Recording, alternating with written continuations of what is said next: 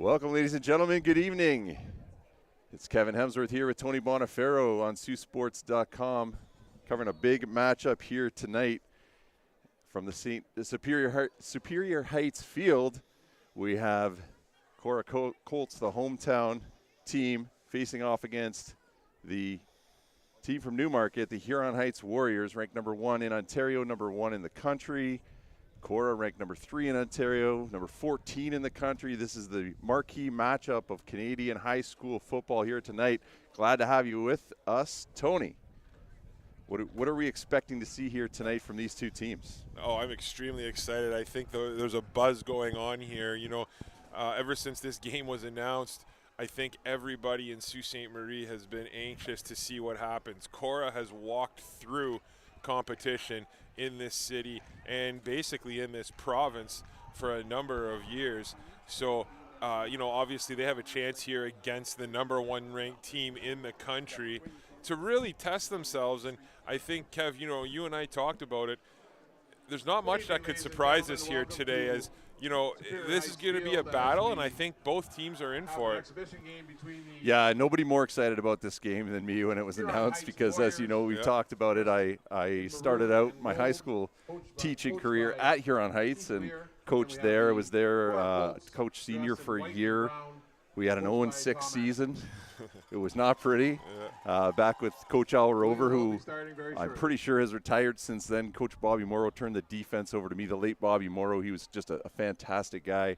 And then Heath Weir came in and really turned this Huron Heights program around. So when this one was announced back in the summertime, I was jacked, to say the least. I'm still friends with several people on the Huron Heights teaching staff, and so my heart's in Newmarket with Huron Heights, and as you know, Bono, you called me out. I got my Korah Colts sweatshirt on. Of course, I coached the junior team, a lot of these guys in grade 9, but I quickly corrected you. I've got my old Huron Heights Warriors shirt on underneath my Korah Colts shirt. I'm prepared for whatever happens here tonight, right, Bono. But that's right. I'll vouch for you. You absolutely do. So yeah, you're covered. No, but this is super exciting, man. I think, again, the fact that we haven't really seen Korah be tested at all, you know, over the last 3 or 4 seasons. So, you know, it's going to be interesting to see kind of how they're able to push back and go up against a team that's on the same level, if not better than they are. Yeah, and I think we're all excited to see how the Colts will stand up to this highly ranked team from Huron Heights, who's done nothing but dominate in Southern Ontario over the last 15 years. And the kickoff by number 44, Maddox Bulmer, that's going to go out of bounds. It'll draw a flag. Bounces out of bounds, and there will be a penalty assessed on the play, and the Colts will and I think back to this matchup, Bono. I think on the schedule it's an exhibition game, but I don't think there's anything exhibition about this. There's a lot on the line for both of these teams and both these programs and coaches. So I don't know if you heard last night, but I interviewed Tom Annett, Coach Annett here at halftime about the game, and I asked him that exact question. I said, Coach, what's your team's attitude going into this game? Are you just happy to be on the field with Huron Heights, or is your goal to keep it close? And he quickly corrected me and said, no, we're out to win this game. So, you're right. This is going to be a battle. This is not an exhibition game at all, and I don't think Korah thinks it is. I actually think this is a game that this program has been waiting to have for the last 5 years to try and validate football here in Sault Ste. Marie. So this is a huge opportunity. So Korah is going to scrimmage from their 40 after the kick goes out of bounds. Gabe Byron, the quarterback. They got a split back set. Caleb Thibodeau back there with Jesse Barella. And we got a jump. Number 38. Flags down, some movement before That's going to be Nick Vitrios. Viriotis. And I think number 41 on the end of the line, Zayon Neptune, also jumped there. So tack another 5 on, and that's certainly not the start that the Warriors were looking for, with the Colts scrimmaging from the 45 on the first play of the game. Byron hands off. That's Barella. He finds a hole. Barella picks up 5 yards there. That'll be a first down for Korah Colts. If you're looking for a high power, spread them out game, you're not going to see that here today. This is going to be an old school, grind it game. it's just going to be one of those games where, we're going to see a ton of running. Huron Heights is known for that triple option, Kevin, which we've talked about. And, Korah doesn't necessarily run a triple option, but they have run a similar offense, right? Yeah, I don't think there's going to be a lot of surprises for either defense. Both teams running some misdirection and some option, as you said.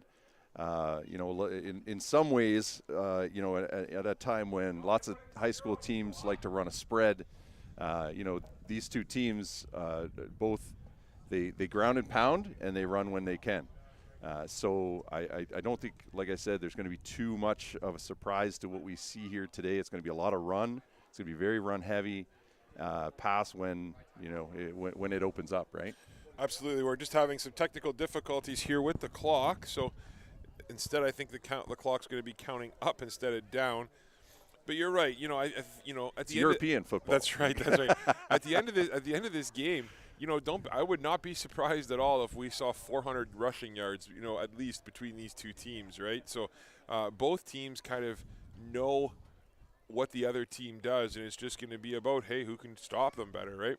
Yeah, we've seen Caleb Thibodeau run the ball up the middle pretty effectively for Korah, and of course Jesse Barella, who reeled off 5 or 6 yards on that first run, featured back for the Colts. Yeah, and Caleb Thibodeau, he's only a grade 11 athlete too, right? He's out there playing against kids a little bit older than he is, so some a couple years older than he is. So a little unorthodox time here, but I don't think that'll affect our viewers at home. Yeah, I think they'll be okay. So Byron under center again with the split back, motion towards the line, handoff there to Thibodeau, and Thibodeau's going to pick up 5 on that play. Handoff to number 27, Caleb Thibodeau. He powers his way forward for it's going to be a 2nd and 5 here on this play. Number 4, Dante Scaglione with a beautiful block, but number 77, Tiago Tillock, did something we haven't seen much this year, and he drove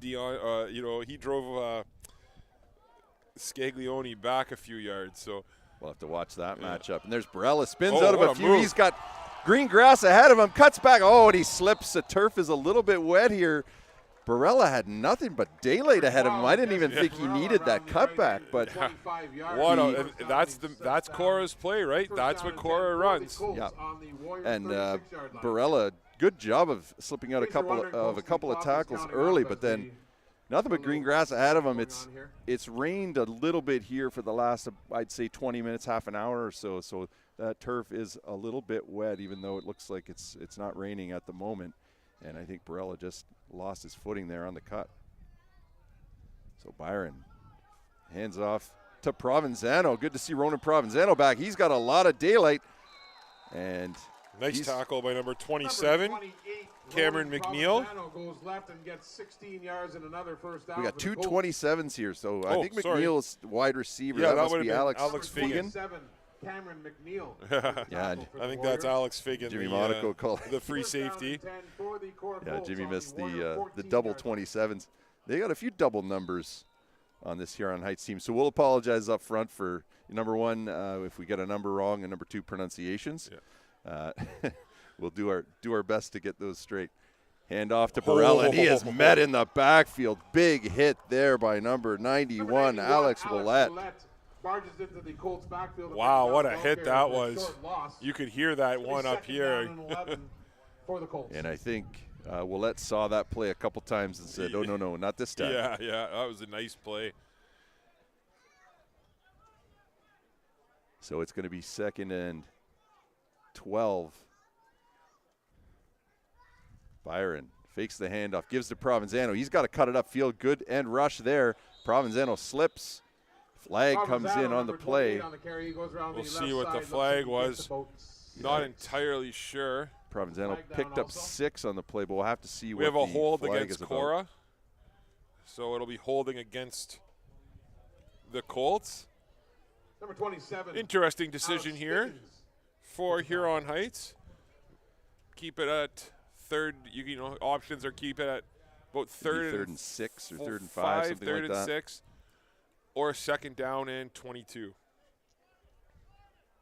course, 2nd and 22 pushes them possibly out of field goal range, although pretty good kicker. It's holding against the Colts, and the penalty is declined. It's going to be 3rd down. And So they are going to put it to 3rd and 5 by declining that penalty. Looks like and here force comes Korah the to make field a goal. decision. Coach Tom Annett with his first decision of the game, and he's going to try to put points on the board. Yeah, what do you think of that call? Yeah, I think it's a good call. I mean, you know, just to be able to say that you have a lead is a big deal against the #1 ranked team in the country. So good decision here by Coach Annett. Koski, I believe, is the kicker here for Korah, and we've seen Ty Koski numerous times, and he's got an absolute monster of a leg, and his accuracy has been spot on this season. And that one's good. Yeah, that one he just seemed to aim a little bit Yeah, more. he He just barely, but trying not to wear out the leg, I right, guess. yeah. But the Korah Colts have jumped out to a 3-0 lead here. I'm sure some of our listeners, who haven't been watching the Colts, we're calling you out because you said he had a monster leg and he just snuck that one over the crossbar. But nevertheless, still 3 points, right, Bono? Yeah, that's all you can. I mean, I think if you were to ask Coach Annett before the game, hey, Coach, we'll give you the ball and we'll give you 3 points to start the game, I think he'd be pretty happy with that. So, this Korah defense has been pretty solid all year round, and it's going to be interesting to kind of see if they can match, the muscle here of this Huron Heights team, because they are a big team, Kevin. Yeah, we're noticing already the size of that offensive line, and so we'll see what Korah. But they do a good job of stacking that up on the first play from scrimmage. Gain of maybe 1 on the play for the Warriors. Looked like Jacob Brown was in, but there was somebody in there before him. I didn't catch a number. Did you see it? Miles Gross on the carry. Makes a 2nd down and 9. Number 1, Jacob Brown. Number 44, Josh Eder with the tackle. So it was Josh Eder who was in there, wrapped up first, and Jacob Brown came in and finished that off. You know what, Kevin? You wonder if kind of, Huron Heights, they came up here. They're coming up to the Sioux, probably don't know much about this team. And these guys are used to playing in Southern Ontario. You wonder if they came up here expecting a game, right? Or expecting to be, to have a battle.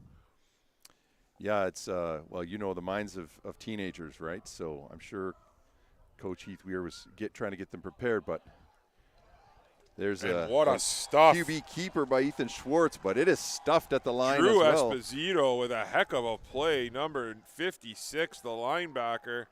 So back to finish that thought, when you can coach up teenagers all you want, but if they have it in their mind that they're coming up to Sault Ste. Marie to lay a beating on this Korah Colts team, then who knows? Maybe they come in a little bit overconfident, and their offense struggling on that series, picked up just shy of 2 yards, and they're going to punt it away. So Korah makes a pretty good stop there in their first defensive stand, and that's got to be a good confidence booster for the Colts.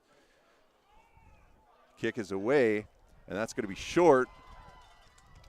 Looked like no yards there, but no flag. And that was 31, I think. Was that Pomeroy? Yeah, West Pomeroy. By number 21. I'm not sure how that was not no yards, but I know we sound like homers. But West Pomeroy. Short gain on the play makes it 1st and 10 Colts from their own 48. So the Colts will scrimmage from their own 48-yard line. Pretty good field position again to start things out. So Korah winning the field position battle early on.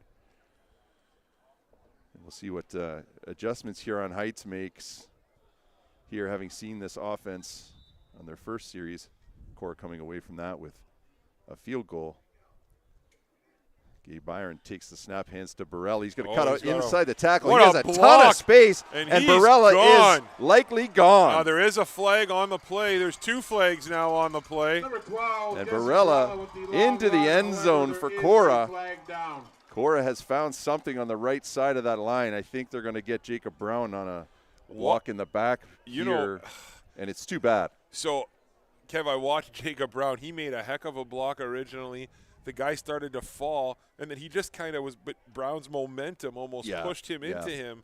That's a tough flag right there. And I don't know, I'm not sure what that second flag was. It was further downfield later, so we'll see what happens after they figure out both of these. But back to that point I was making, the Colts seem to have found something off tackle on the right side of that line. Yeah. They've run that play, it looks like, I would guess 4 times now. They had the one for a loss, but the other times they're picking up positive yardage. So it's a block from behind against the Colts. it's going to be from the spot of the foul. And so maybe they didn't call Jacob Brown, because I thought that happened around this 50 here. It would be further back. Of course, we're just speculating up here, but it's a penalty from the spot of the foul. So the first down was earned, and they moved the ball back 10 yards from the spot of the foul. Correct me if I'm wrong. It is 10, right, Bono? It is, yeah. Bono has his officiating Absolutely. stripes, so I'm going to lean on him to correct me for yardage on penalties. But first down for the Colts. And that was a fumble. I don't think the snap came up. Byron didn't move. And Dante Scaglione was pulling guard on that play. And the last thing Gabe Byron wants to see is Dante Scaglione pulling across his backside. But second down and 10 here. Byron hands it off. That's To Barella. They're going to again, go back the to same that play. Huron Heights. Great play by number Sniffs 4, that out. Robert Woods. So pickup of about 3 on the play. Yeah, just a 2-yard gain there. 3rd and 9 for the Colts, so they're going to have to punt it away. A little bit of a war of attrition here early on as these teams kind of feel each other out. And back to return the kick, I believe, is number. It's tough to see those gold numbers. Yeah, the gold numbers on the Thought it maroon was jerseys. 35, but maybe not. We'll try to get that number. There's a little pooch kick to the short side. They got a gunner here too. Korah, that took a bad bounce, and there's the and no they're going to flags. call no yards. So that was number 36, sorry. The short punt is fielded by number 36. Damari Joseph. And that was Ethan Carbone. Now the gunner can come within 5 yards, can he not? If he's behind the line, if he was off 5 yards behind the line of scrimmage, if he was in line with the punter. If he's onside, yeah. If he's onside, yeah. Was he on that play? I thought yes, maybe he was. Yes, he was. They're picking up the flag. So there's no penalty for no yards. So that's why there is no penalty, because number 14, Ethan Carbone, who was inside that 5-yard radius, was, as they term it, onside. He was behind the kicker when the kicker kicked the ball. An advantage of kicking so close to the line. That's right. Yeah. So we've seen that from Korah a number of times. Here comes Huron Heights. We've only seen them run a couple plays so far, and Korah's defense was really up to the challenge. So we'll see what what Huron Heights has to offer here. There's a pass, and he has him wide. He's got a wide open downfield, and we'll see if the pursuit can get him, and that is number 2, Elijah Plastino. But what a throw and what a catch that was. Blown coverage on that play. It'll be 1st and 10 for Huron Heights. Ethan Schwartz with an absolute bomb, and Michael Murphy made a nice little adjustment on that play, but you could see, right, as soon as Korah stepped up and they ran that play action, Murphy was gone. And a nice play call there too. You could see the Huron Heights just had their ears pinned back, coming after, trying to snuff out that strong Huron Heights run game. Sorry, Korah trying to snuff out that strong Huron Heights run game, and linebackers and safeties and DBs biting up, expecting the run, and they got burned on that for about 47 yards. And it's 1st and 10 for Huron Heights at the 26-yard line. Sorry, Kev, Scaglione exiting the game for the Colts, and he's the heart and soul of this team, so hopefully it's nothing too serious. Yeah, Scaglione seeing action on both sides of the ball. It might just be getting him a breather, but we'll follow that story if one develops here. So Schwartz for the Warriors. 27 in motion in the backfield. Handoff inside, and that play just a little bit slow to develop, it looked like. And what a hit by True Esposito, who's made 2 monster hits here so far in this first quarter, Kev. Yeah, and you and I both have been watching Drew Esposito make monster hits for a long time. Yeah. Terrorized me when I coached in the Sioux Minor Football League up here. Yeah. So Espo, no stranger to sticking his nose in the interior line. Not the biggest guy, but he's not afraid to get in there and make hits. 2nd and 8. toss left. There's some room there. And Huron Heights close to the first down there. That's number 10, Elijah Humphreys. No, that was number 16. Number 16. Ryan Nesbitt with a nice run to the left side. He was brought down on the play by Plastino. So third down and about a yard. About half a yard for the Warriors. It's tricky when those jerseys fold up like that. Yeah. You miss the cross pieces. But anyways, Huron Heights, about a yard to go here. We'll see what they call. And it's going to be a quarterback keeper. Looks like he's going to get it. Or close to it. Depends on the spot here. Ethan Karkidi with the hit. He stopped short of the first down. Number 51, Ethan Karkidi. Are they calling him short? I didn't. Looks close. See where this spot where the ball goes down here. And if the spot is on the far sideline, it's going to be short. It is short. I thought he had it, Yeah. to be honest, but the spot's a little bit short. Of course, no replay on the spot of the ball here. Yeah, that was an interesting call there So he by is short of the first Huron down. Heights. First It down was and it was a 10. neat Korah little Colts on their own design. 16-yard The line. it was a fake to the running back, but the running back hit the linebacker, and then the quarterback actually followed him, the running back, right? And Ethan Karkidi made an outstanding play off the edge to step in there and make a play. That is the first option QB quarterback sneak that I've seen. But again, I thought he picked it up, but marked a little bit shy, and Korah's going to take over. Handoff to Thibodeau, and Thibodeau's going to rumble, and that is a big ask to have your DBs take down Caleb Thibodeau. He's going to pick up for 7 yards, 6 or 7 on the play. And that's going Another- to be a second down. Oh, number second and 5. Ethan Scott down for the Korah Colts. Second down and 5 for the Colts from their own 21.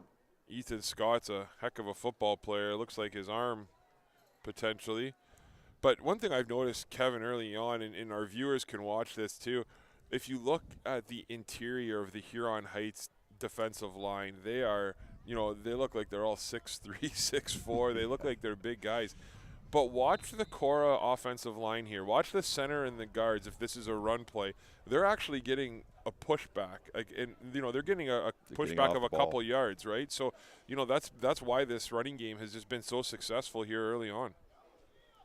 And Byron going to keep it on the ground again. That's Barella. See, look at the push. He's going to find that interior again, and that's number 4, Robert Wood, who makes the tackle.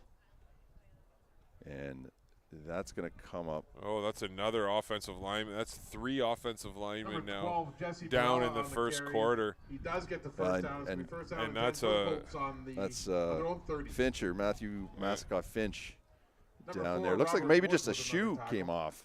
So hopefully he's okay. And Oh, yeah, maybe that is all Korah it is. Okay. did pick up the first down on that play. So it'll be first and 10 Colts from the 27. And you talked about that defensive line and the anchor there, number 48, Andrew Lowry. I've been, of course, following Huron Heights, given my association there, and Andrew Lowry receiving a lot of attention south of the border. Yeah. And you can see why. Yeah, oh, he's huge, yeah. Do you know how tall he is? I don't know. I can't Yeah. recall offhand, but he's certainly a big boy, and he's tasked with controlling But the interior of that line. if you watch, though, they're getting a push on him. It's been impressive, no question. Handoff to Provenzano. Provenzano ducks a couple of defenders. He's going to straight arm, pick up an extra 5 after contact there. Number 4, 28, Robert Gordon Wood, Provenzano. is going to finally bring him Last down. night he gets And about 26 yards and a first down. I can't say enough about Ronan Provenzano. Yeah. I coached him in Robert Wood on the junior. He was tackle on the once again. offensive line. If this makes sense, he leaned down and bulked up all at the same time over COVID, hit the weights hard. And he's just a monster. I watched him play hockey last season for the Colts, and that work in the gym. And both of these teams, as you know, have a pretty dedicated. They're pretty dedicated to the weight room. Yeah, absolutely. They have to be. And Provenzano is he's limping off with, looks like hopefully it's nothing too serious. He missed the first couple of games of the season, and so he's returning. The thing about Ronan Provenzano is, if I remember him as in Sioux Minor football, and he was one of the best linemen in the league. Yeah. So he went from being an outstanding lineman to now playing running back or slot back for one of the better teams in the country. Yeah. And a great kid, just a nice young man. So Korah, 1st and 10 from just about midfield, 1 yard shy of midfield. Handoff to Caleb Thibodeau. He's going to try to find some space inside. I think the ball came out there, at least. Like that was the call from the Warriors bench, Colts. but I think Korah recovers. Just a couple of yards on the pickup for Thibodeau. Great play by number 21, Connor Graham. He stepped right in there and made a nice play on it. I think he stripped that ball.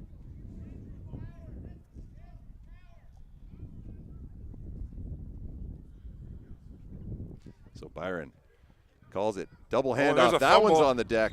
Recovered by Korah. And trying to see who was in the backfield making a mess there for the Warriors. I think it was number 32. That's Callan Camden. That's that little counter that Korah runs so successfully. But Huron Heights was ready for it. And what discipline by the defense of Huron Heights. That just goes to show how well coached they are, because that's a tough play to stop, and they did a heck of a job. Yeah, disrupting that second handoff in the backfield that's why the ball hit the deck. So 3rd down and 11, and I think we're going to see a punt here. Thibodeau with a little squib kick gets it between the two, and again we've got a flag, but I think that'll get picked up as well because great play by number 36. Yeah, Damari Joseph. I mean, he had to reach for that ball, and he just got a hand on it, was able to scoop it in, which is a heck of a play by him. So with 9:49 to go here, Kevin, I mean, you wonder if Huron Heights was really expecting kind of what they're getting here.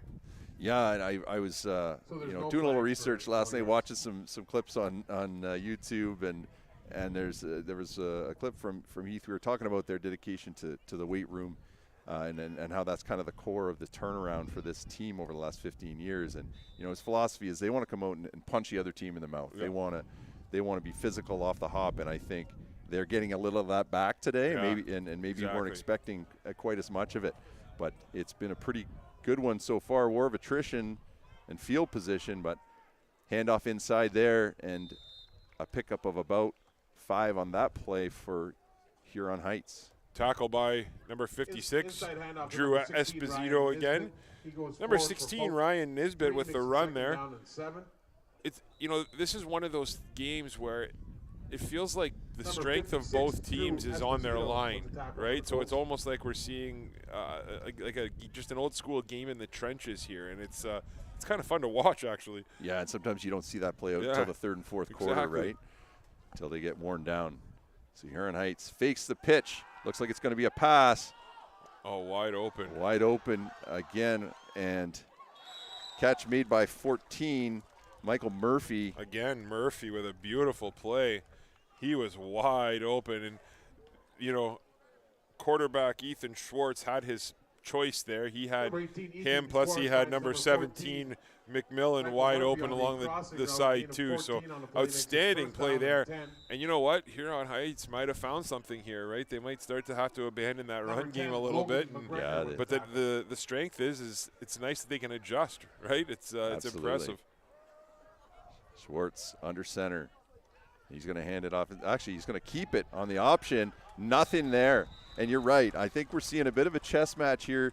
Obviously, 2 of the best coaches in the province here, Tom Innit and Heath Weir. And it's the coaches feeling each other out just as much as it is the players, right?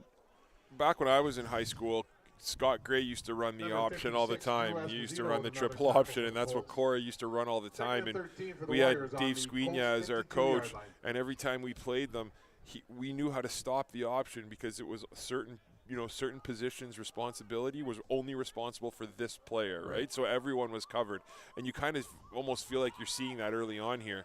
End of the first quarter, and quarterback Schwartz taken to the turf by Jacob Brown. He throws it away. Good good luck, or good on him for getting that one Yeah. away. But we're at the end of one, and these two offenses used to scoring lots of points are in a 3-0 battle here. Yeah, no question. This has been an entertaining first quarter and a defensive battle for sure. Huron Heights, I think, you might see them try and pass a lot. Sorry, what I was going to say is I think you're going to see them pass a lot more.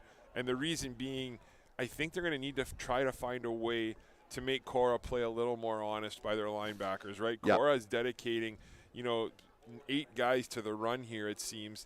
And it's almost like they're playing a cover 3 zone with only 3 or 4 DBs here. So it's going to be something that Huron Heights has to do. But what I was going to say, Kevin, that I think is really impressive is most teams, if you're a running team, you sometimes struggle to pass the ball. Huron Heights has demonstrated that they can pass the ball extremely well. So a well-balanced team, and I think they're going to have to look more at a more balanced attack here going forward. So the punt on 3rd and 13. Pretty good one. It's going to bounce, and I think we're going to get a no yards there as the Huron Heights Warrior tries to play it. Picked up by Pomeroy. I don't know. I don't think there was anyone onside on that, so that will be a no yards the penalty. Coach is asking, "What are you doing?" There's a flag down. Looks like no yards against the Warriors. And of course, in American football, Yeah. you can do that. Oh, Coach is just giving it to the young man on the sidelines. At the end of that, we're going to have yards tacked on to the return by Pomeroy. And that is going to put the ball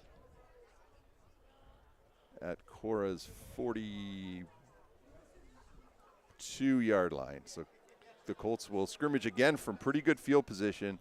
Yeah, Korah's had the field position advantage Huron Heights so far in the game. The coaching staff is, they understand how important 15 yards is in this football game, right? And every yard has been a battle, and every yard has just been tough to come by. So a free 15 yards is a big deal here. Byron, he's going to give inside, and I think that was great job by Barella. Number 36. Nope. Check that. That's 23.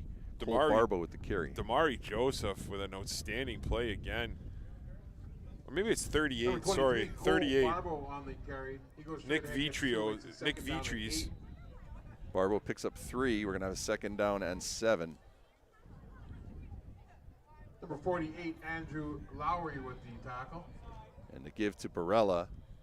Good lead blocking out in front of him, and he is going to get close Number 12, to the Jesse sticks. Barella on the carry. He fights his way Looks forward. like Looks it's maybe first down for the Colts.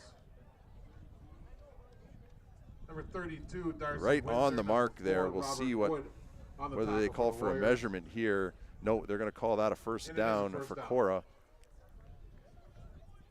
So Barella moves the chains with some good lead blocking out in front of him.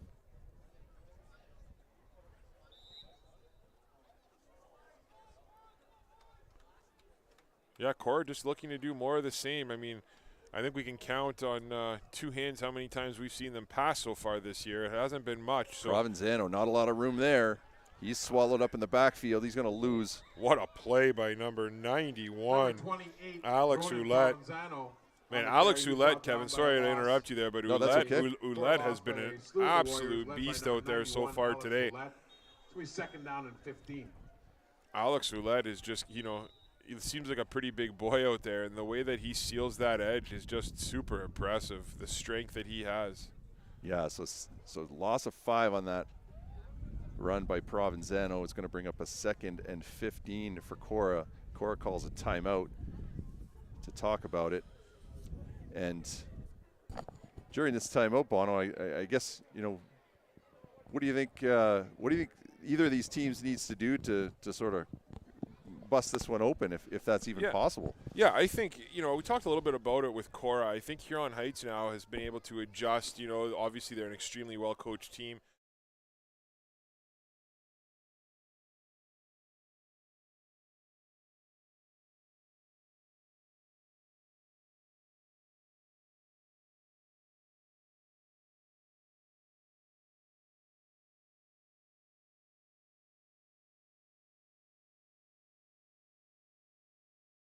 for their pressure, and they have relentless pressure.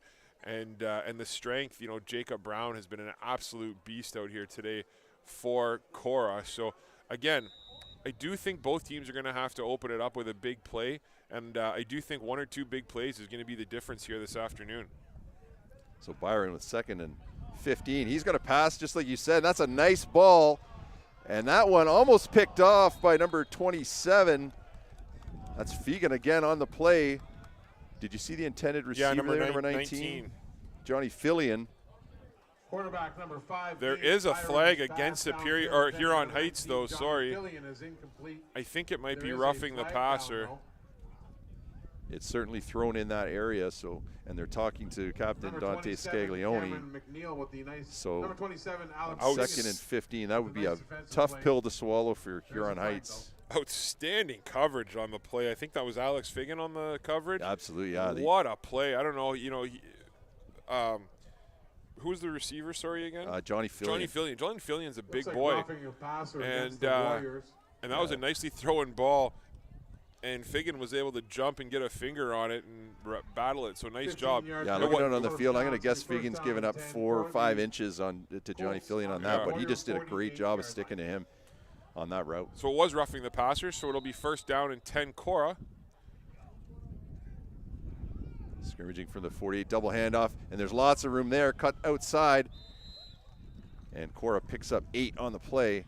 That's 28 Provenzano on the carry. Nice play by number 16, Ryan Nisbet, to make the stop there.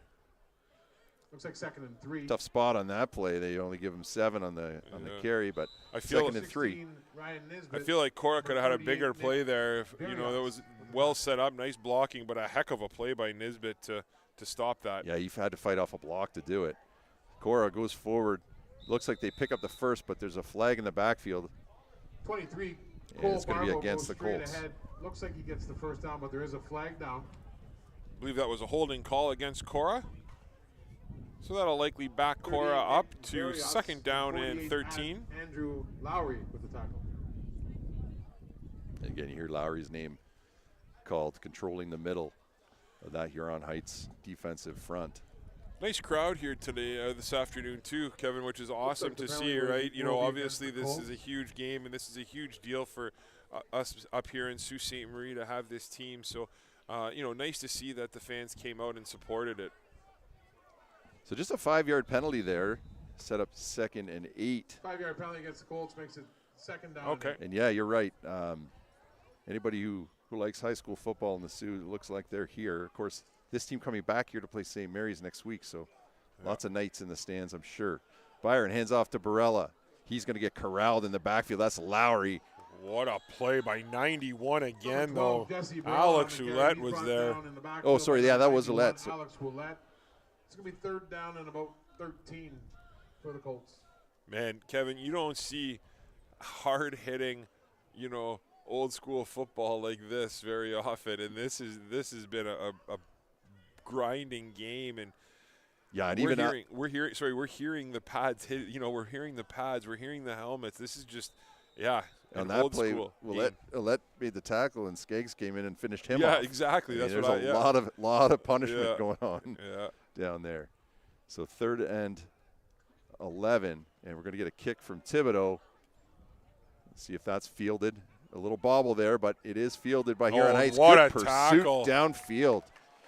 Number 27, I think that was Caleb Thibodeau. That was the punter, Thibodeau, also a running back, and you know he could play anywhere. He can play anywhere. We talk about what a load he is, but he's fast. Yeah, he's definitely got the wheels. I mean, when he was younger playing Sioux Minor football in his younger days, he would line up at fullback, he'd line up at D tackle, he'd line up everywhere. And that's the one thing. He is just lightning fast, and he's built like a football player. You know, he's almost got that Marshawn Lynch type run style and body frame, right? And silky mitts. Yeah. He can score a goal on a hockey rink just with the best of them. So what an athlete. Huron Heights now with the ball from their own 25. Fake the handoff inside, toss. And is that 27? Is that Fegan? Oh, no, or is that the other 27, McNeil? That's probably, I think that's McNeil. Yeah. Pitch to number 7. Cameron McNeil. He goes around the right side, gets 8 yards. That was the first down time and we've 2 really for the seen that Warriors. triple option work, against this Korah defense, and they had some success there. So if you're here on Number Heights, 5, Gabe you're Byron in, with the you got tackle. second down and 2. That's exactly what you're hoping for, right? Yeah, so second and short for the Warriors. And fake inside that toss again, and they're going to go right back to it to get the first down. Pitch again to Pickup number of 27, about Cameron McNeil. He 6 gets on the play. first down. Josh Eder on the stop. Number 44. Another was kid Grant who's Eder hit with the tackle. weight room hard since junior. So one thing I noticed, during COVID, of course, my son's friends with a lot of these kids, and a lot of them, even though football team wasn't practicing, they were hitting the weights pretty hard. And I know that this Huron Heights team was doing the same. So Yeah, absolutely. You can Some really strong see it teams. here. Yeah. physically strong team. Korah's playing, 3 guys off and giving the receivers almost 10 yards right on the outside. As Quick- that's just a quick count. dive Yeah, inside. Quick dive up the middle to Miles Gross. And Gross, not the biggest Number 20, fullback, Miles but Gross goes straight ahead for 8 yards. he Gets lined a up in a second 3-point down stance and in the 2. Good hard backfield run. and took off like he was shot out of a gun and picks up 8 on the play. Number 59, Owen Trecarton with the tackle. That play was so quick. I think by the time we realized where the ball was, he was already 5 yards downfield. Well executed there by Huron Heights. Looks like we're going to have an audible at the line of scrimmage maybe. And give inside again.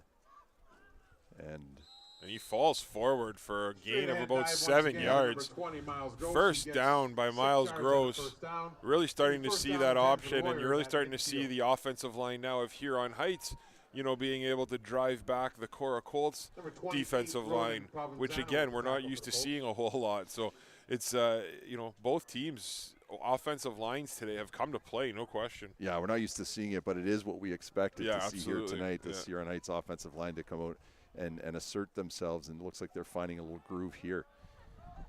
So the Warriors, 1st and 10. And that's a little misdirection there. Good job by Jacob Brown grabbing that jersey on the way by. He's going to contain that one for a pickup of about 2.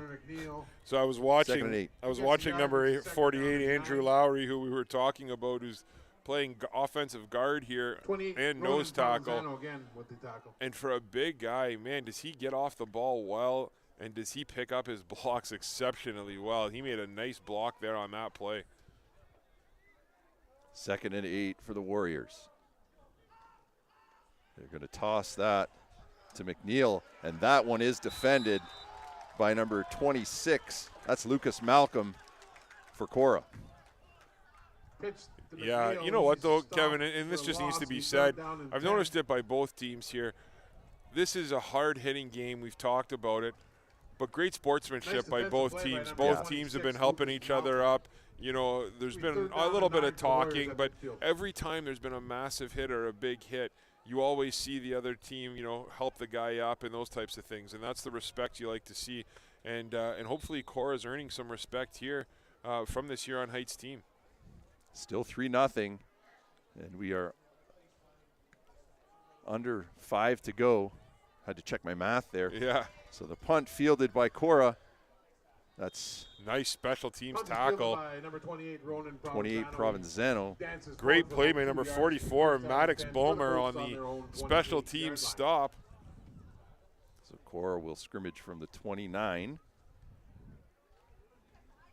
Number 44, Maddox Bulmer with the tackle.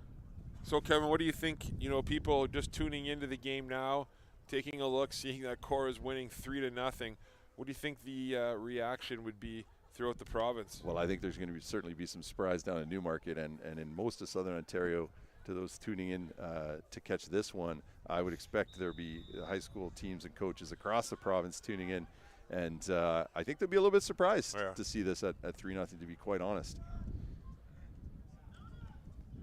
Korah, And that there's a one's fumble. fumbled.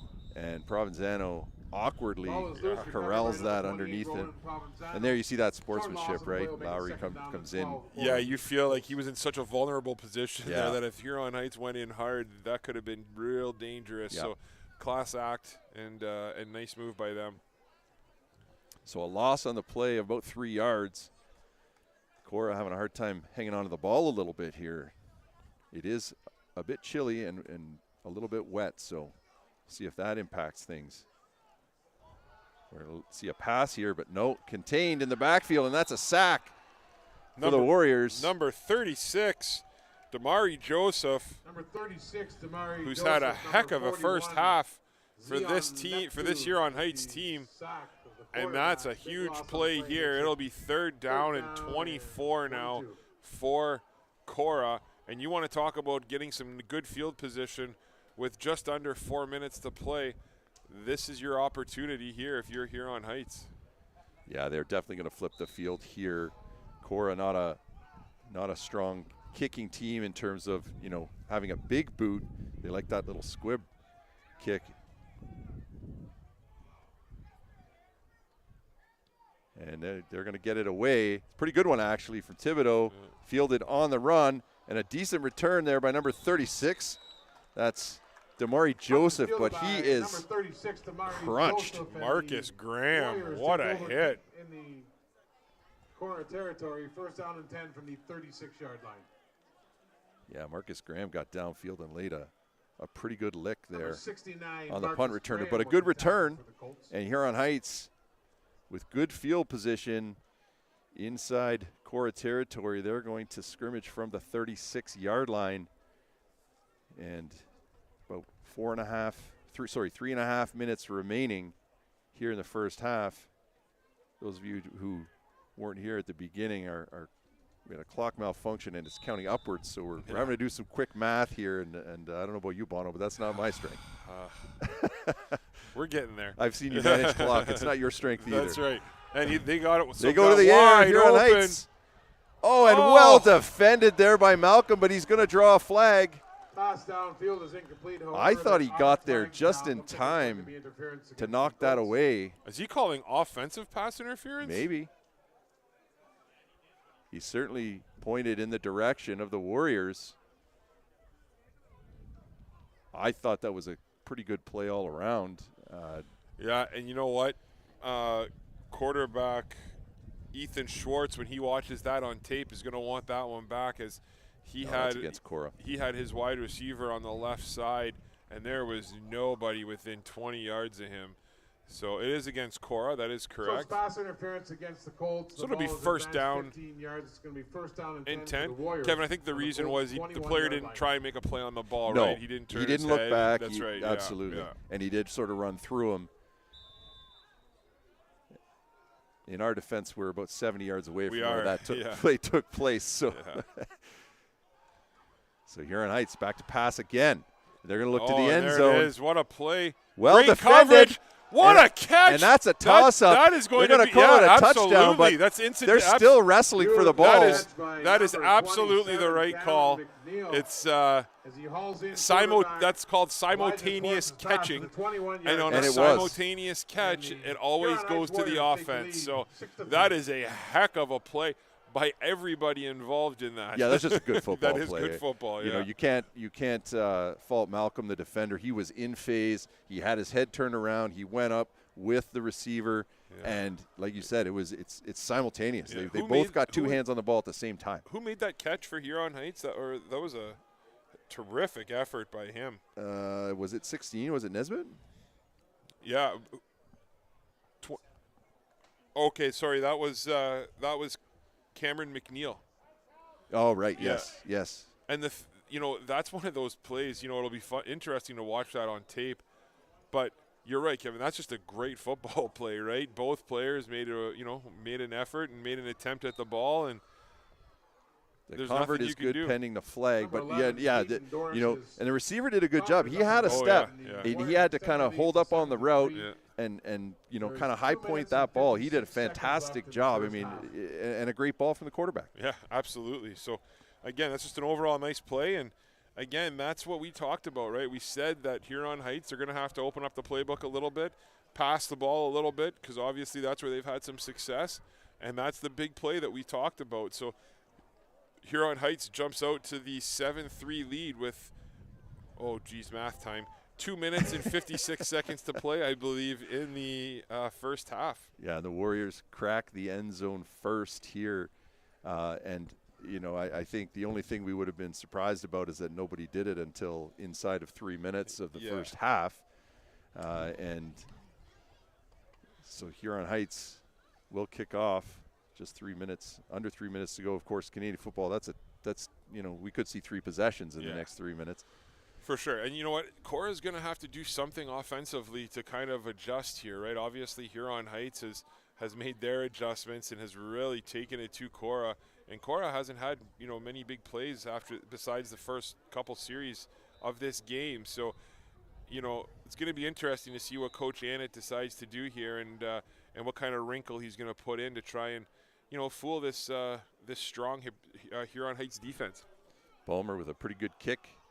Fielded there by Borelli. He's going to try to find some space, but great job there by number 14, Michael Murphy, who gets downfield and makes an excellent open field form tackle. Yeah, we don't see that much. When Jesse Barella has some room to run, he's one of the fastest kids in this province, and he usually is able to reel off a few yards. But outstanding job by Michael Murphy to make that play. And we've seen a few nice special teams tackles here so far tonight. Yeah, Murphy with some wheels there too. Yeah. I think Barella was a little bit surprised at how fast he closed. So the Colts down by 4 in a tough battle here with the visiting number 1 ranked Warriors. They're going to scrimmage from just outside their own 20. Handoff to Barella. There. Well, 8-9 yard gain, and from what we've seen today, that's a big gain. That is a big gain. It's been tough sledding on the interior of either of those defensive lines. It's a 12-yard gain, so it'll be first down and 10. Colts from their own 31-yard line.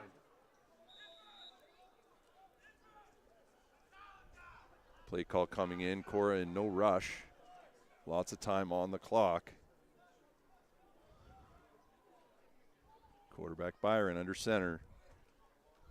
And he's going to hand off. Double handoff there. Provenzano gets blocker, sort of gets out behind him, and Provenzano fumbles. Right there, Johnny on the spot is number 54, Jonah Pavoni. Heck of a play by Jonah Pavoni, no question there. That's the last thing Korah needs is to put the ball on the ground and get a turnover here. And that's an offensive guard, let's be clear. Exactly. Who's 20 yards downfield recovering a fumble, right? Yeah. And that's the attitude. It's find work, right? Yeah. We talked about that before. And make your block, get to the next level, make another block, find work. And Pavoni downfield to recover that fumble. Yeah, you're right, though. Korah's had a few fumbles here today, right? And hasn't really come back to bite them.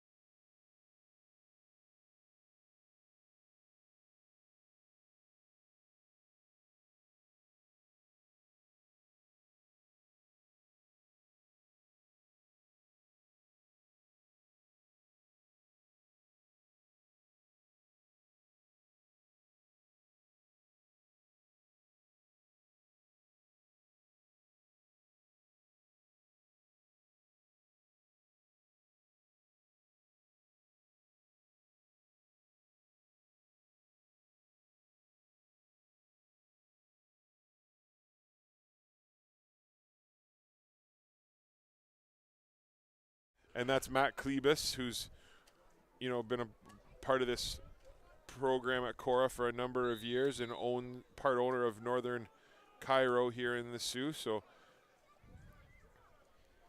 first and 10 for the Colts. Just over 2 minutes left in the half. That's going to be a quarterback keeper. Nothing doing there.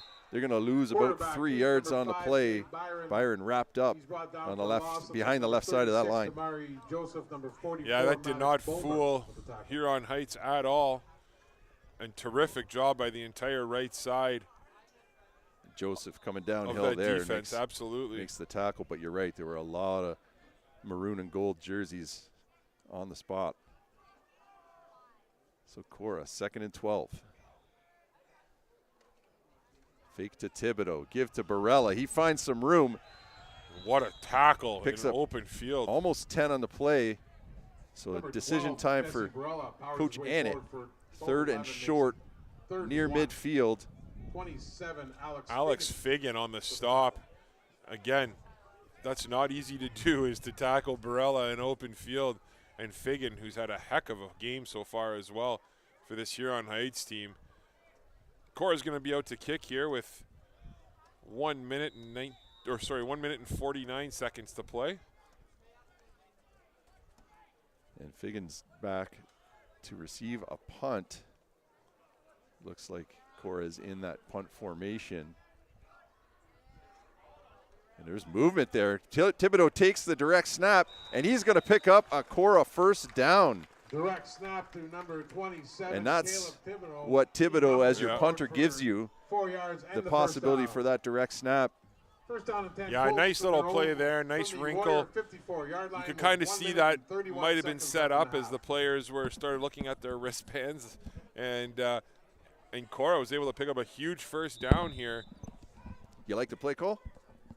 I love it. Yeah. I love it. I love think the it's the right call. aggressiveness. You need it here. Just about a minute and a half to go. Byron rolls out to his left, puts it up in the air, Oh, what an adjustment by Receiver comes Carbone, back. and intercepted. and that is intercepted.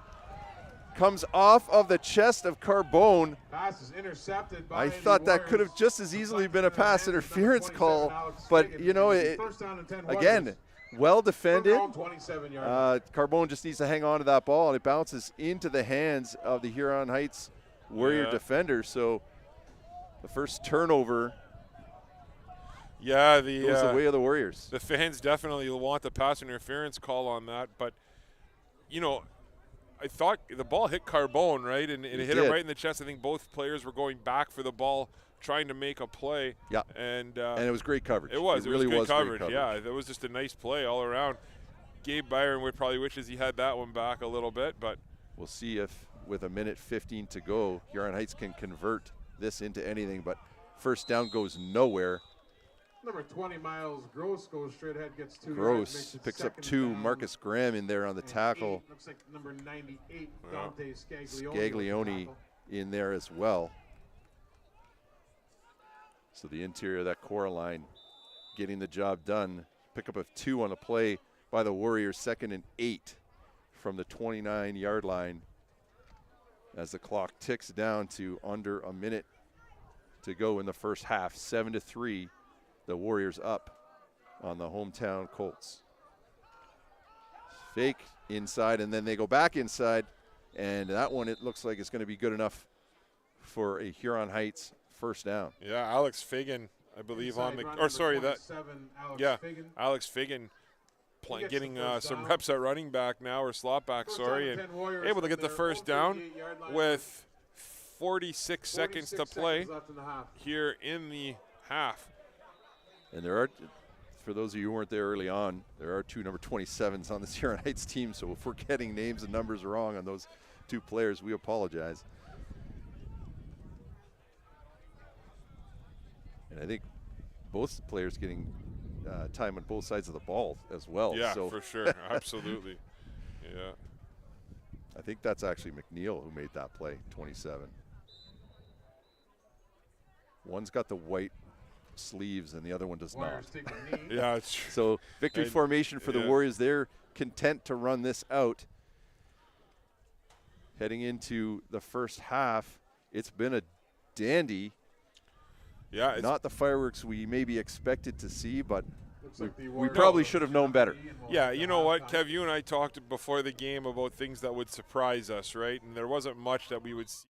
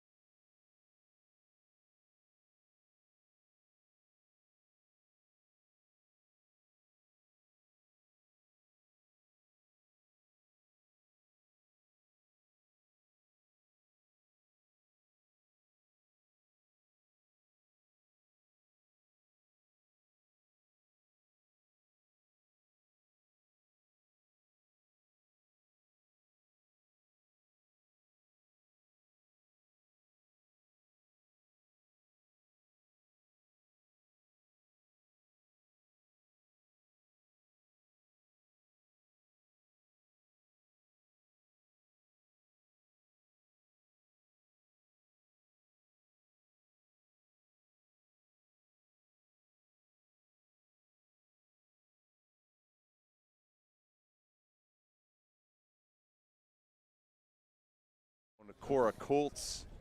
And Kevin Hemsworth here with Tony Bonifero. Bono, maybe you could give us a recap of the first half. Yeah, both teams started off the game, with be able to get some yards and real strong offensively. Korah took the lead early on with a field goal by Ty Koski. And then on a beautiful catch, simultaneous catch by Marquez McMillan, the Huron Heights Warriors were able to take the lead. And again, Kevin, like we talked about, this game has been pretty much everything we've expected, right? Hard hitting. It's been a grind 'em out game on the ground. We talked about one or two big plays might be the difference in this game.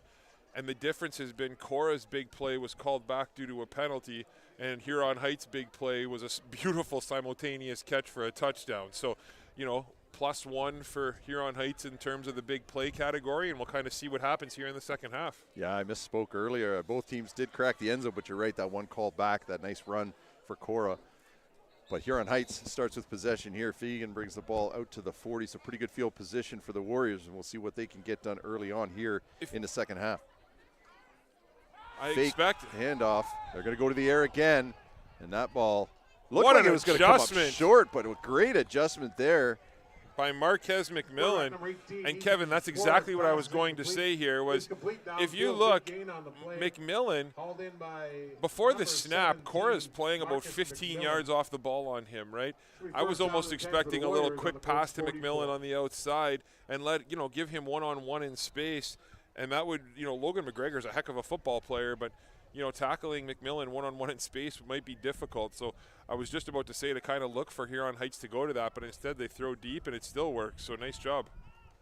So that play busted from the get-go, and that's Marcus no gain on Graham that play. Almost picked the ball off I think he almost took the handoff there in the backfield. Where did Marcus Graham come from, Kevin? I know you've coached at Korah for a number of years. I know most of these kids. I'm not too Marcus, I don't know. Well, I coached Marcus Graham when I coached with Scotty Gray back in the day. So he did play in the Sioux Minor Football League. I don't recall Marcus being out in junior in that year that I coached. So I'm not. But he's a big boy out there. That's why a big-bodied guy out there. McMillan takes the handoff, and he's able to get the first down, and he's tackled hard by number 59. Number 27, Cameron McNeil on the pitch. He gets. We don't have a 59, so it might be the wrong number. But 69, maybe? Or was that? Or 59, Owen Trecarton, sorry. Okay. Yeah, Trecarton with the stop. So I got word Marcus Graham was a transfer in from Cass. Oh, okay. Cass obviously not having a football program, and Marcus coming into town and going to And for Korah. those listening, Cass is a school out in Deborah, so. Inside handoff. A lot of room to run there for number 16, Ryan Nesbitt. Number 16, Ryan Nesbitt on the. And you could see the effect of the passing game on the Korah defenders. They were flooding the box early and able to stop those inside runs. Number 26, and Huron Heights coming out, and I think great play call on the first call of the second half to go to the air. And you know what, Kevin? You really start to wonder if, the grinding aspect of this game and just the size of the offensive line is starting to take its toll on this Korah Colts defensive line. And, I think the big question is the Korah Colts defensive line going to be able to kind of hold up through the second half here? And we've got a timeout for Korah on the field. It seemed to be a little personnel confusion there, but I think you're absolutely right. And we talked about that at the beginning. A lot of times when we expected this game to be won or lost on the line of scrimmage, and in these games where it becomes that war of attrition along those lines, it's who's better conditioned, who's maybe deeper in some positions, and we're seeing Korah bending here, and we'll see whether they can hold up early on here in the second half. Saultsports would like to thank a couple of our sponsors as well, Domino's Pizza and Team Essentials. They both sponsor our Player of the Game award. One player from each team who will be selected by the media will get a free medium pizza courtesy of Domino's and a free Player of the Game t-shirt courtesy of Team Essentials. So We thank them very much for their continued support of high school athletics here in Sault Ste. Marie and across the province. So we will be announcing the player of the games with about 2 or 3 minutes remaining in the fourth quarter.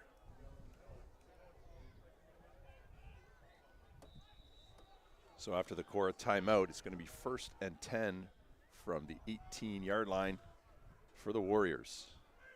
Motion in the backfield. The give is inside. That's McNeil.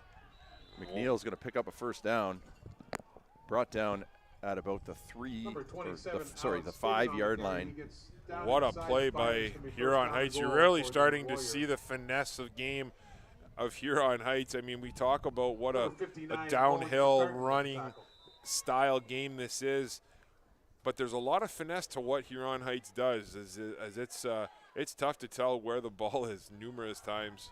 But that fake up the middle and inside handoff, that's a play that Korah runs, so they shouldn't be completely and there it is unaware again, of it. The same play. And that one's wrapped up. 28 Provenzano on that tackle. It's going to be 2nd down and goal. You get the feel this is a huge series here for Huron Heights and for Korah, right? You know, Korah struggled to get anything going offensively, and another touchdown here by Huron Heights would really swing the momentum into their favor. So this is a big play here on 2nd down and goal from the 5. Toss to number 16. He's going to cut it back, and he's going to get stopped short. I think if he went to the outside, he'd still be running. Drew Esposito making the touchdown-saving tackle there for the Colts. Pickup of a couple of yards, but decision time for Huron Heights. 3rd and goal. It's going to be a big 3rd and goal coming up here. From inside the 3-yard line, looks like Huron Heights is going to try to punch this one in. So quarterback Schwartz under center. He's going to toss that to McNeil, and he's going to walk into the end zone. What blocking on the outside by Huron Heights. Alex Figgin, and he brings it in for the touchdown, and the Huron Heights Warriors take a 13-3 lead. Alex Figgin, who's had a heck of a football game on both sides of the ball, able to get in here for Huron Heights as they extend the lead by 6 so far to 13-3 with the extra point coming. Yeah, again, those 227s. Yeah, making it difficult for us up here. Yeah.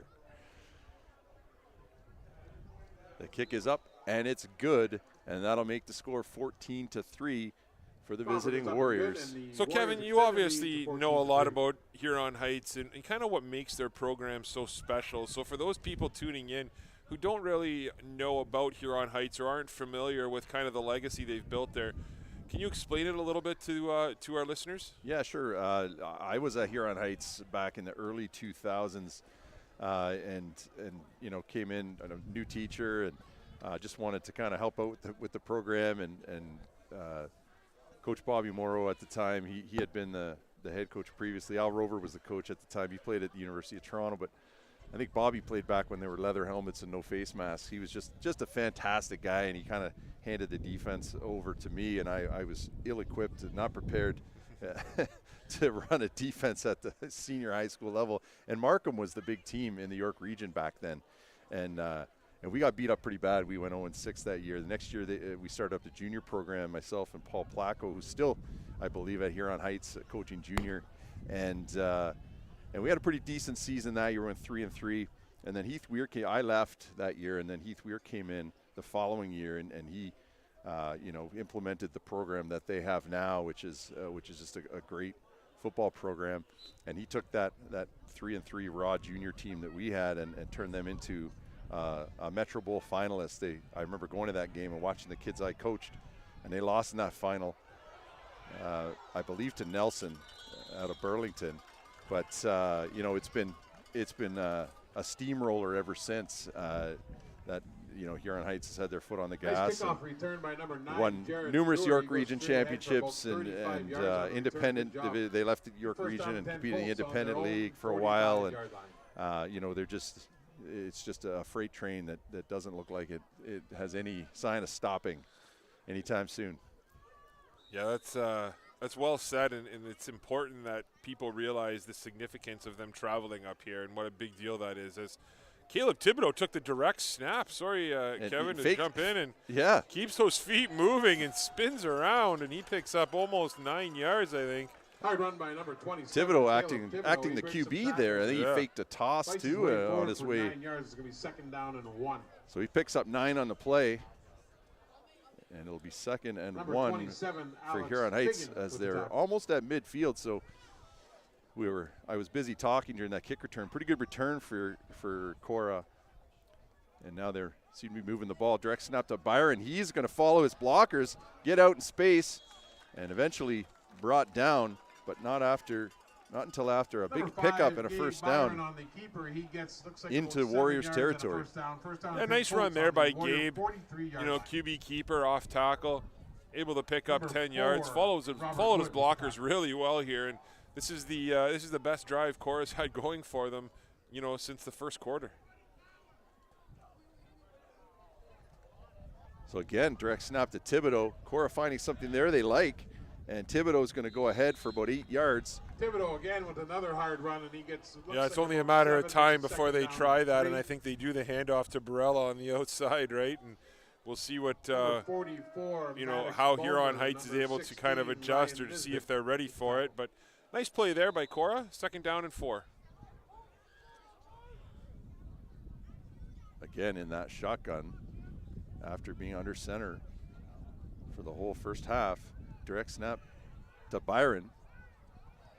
They're in a wishbone formation back there. Byron finding not too much over there on the right side of the line, but there is a flag on the play. Korah was cheering, so I think that might be a face mask against Huron Heights, would be my guess. You talk about the importance of this game. This game's a long, long time in the making.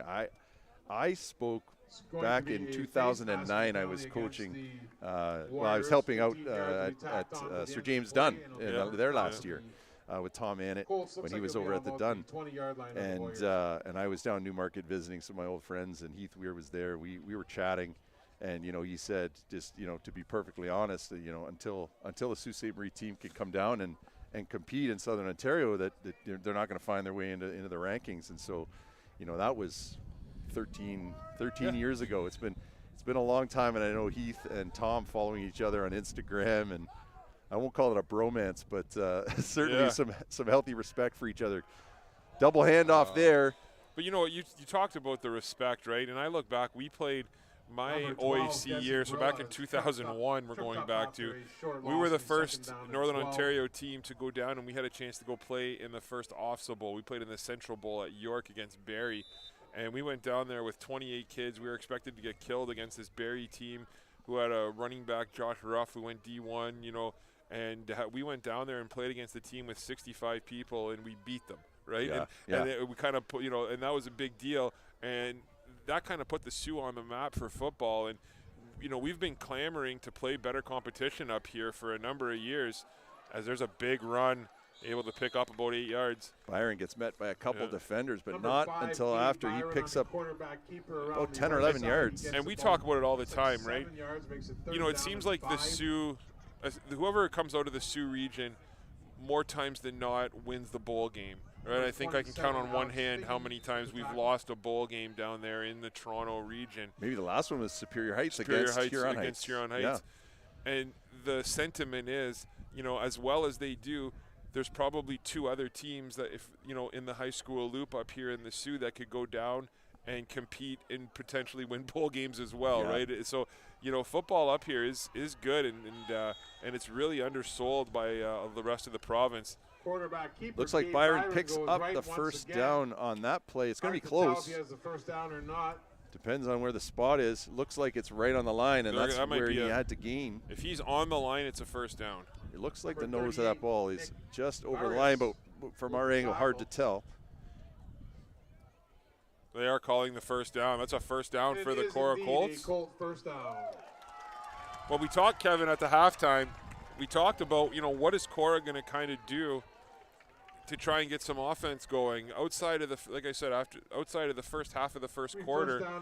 Korah's offense didn't really pick up a whole lot of yards, and now we're seeing them come out here, and they've marched up and down the field here so far, and this is exactly what they needed. And that's Dante Scaglione on the other side of that three-back set here.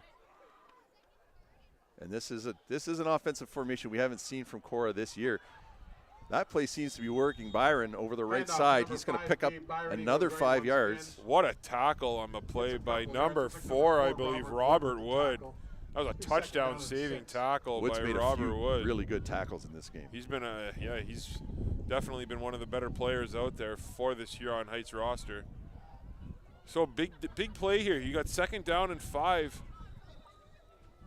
And you have to think that they're going to be going for it here regardless. So yeah, I think this is end zone or bust for the Korah Colts. They're going to need to actually, crack that goal line. I take that back. A field goal makes it a 1-score game. So we'll see what Coach Anna decides to do. They go under center. And Thibodeau gets in for the touchdown. Korah Colts cracked the end zone. What a fake on that play. I didn't know where the ball was. Yeah. Beautiful play there by the Korah Colts. And, you know, Caleb Thibodeau, once he gets that 5 yards once he gets a 5-yard head start, he's going to fall forward for another 2 or 3 yards. So it was pretty evident he was going to get in once he had that hole. And that's a heck of a job by the Korah Colts. Great play call by Korah offensively and well executed, that's for sure. Yeah, Tibbs is either you get him 2 yards in the backfield or he's going to pick up 5. Yeah, probably absolutely. 10. Yeah. So the kick is up. It's good. And folks, we got a 14-10 football game. And both offenses seem to have found a little bit of room to operate that wasn't there in the first half. And both of them doing things a little bit unorthodox. We've seen Huron Heights go to the air more than I think they are used to doing. And then Korah comes out with a 3-back set, looked like a wishbone at times, and no quarterback really under center. And they're running some plays out of that we haven't seen before here in Sault Ste. Marie City football. So both coaches coming with some different game plans. They know what's on the line here, so they want to mix things up a little bit. I feel like this is a game that Coach Annett has been waiting 10 years to coach in, longer, absolutely. So I fully expect Korah to kind of, empty the playbook, so to speak, and come out with some new wrinkles, because he knows the importance of this opportunity. And just the fact that Korah right now is in this football game and giving Huron Heights a huge battle, hopefully that opens the eyes to other teams in Southern Ontario who might be a little bit, skeptical about coming up here or saying, hey, what's the point in going up to little Northern Ontario? Maybe it might entice some teams to make the trip up here and play a couple more games. The kickoff there. That was Maverick Corboy Beatty with the kick, and I'm not sure if they were going for an onside or just trying to, not put it to the return man of Huron Heights. But either way, the Warriors recover, and they will scrimmage from the 37-yard line. And, we talked a lot about Coach Tom Annett, and with good reason, of course. But when we talk about that offense, Tyler Hankinson calling the plays over there. Hank is a pretty accomplished OC and play caller in his own right. I've had the pleasure of watching him operate on the sidelines. It's a fun thing to watch, I'll tell you. Yeah, absolutely. He calls a pretty good game. Yeah, these coaches here for this Korah Colts team do an outstanding job. There's no question. But here's Huron Heights under center, inside handoff, and that is met in the backfield by number 69, Marcus Graham again. Marcus Graham just having his way on the right side of that defensive line. And I wonder if Coach Weir is going to have to figure out a plan for how to deal with him. Yeah, you'd think so, absolutely. He's had a monster game here. Him and Jacob Brown have really dominated inside for this Korah Colts team. So Huron Heights 2nd and 12.